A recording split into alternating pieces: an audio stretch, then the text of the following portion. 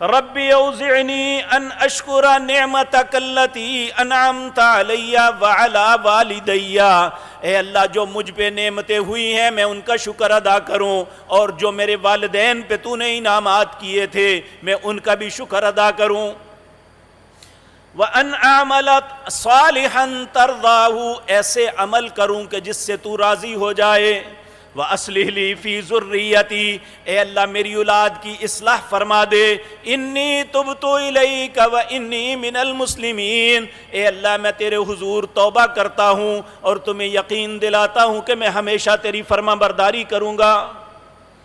ربی اوزعنی ان اشکر نعمتک التی انعمت علی وعلی والدی وان اعمل صالحا ترضاہ واصلح لی فی ذریتی انی تبت الیک وانی من المسلمین۔ اسی طرح سیدنا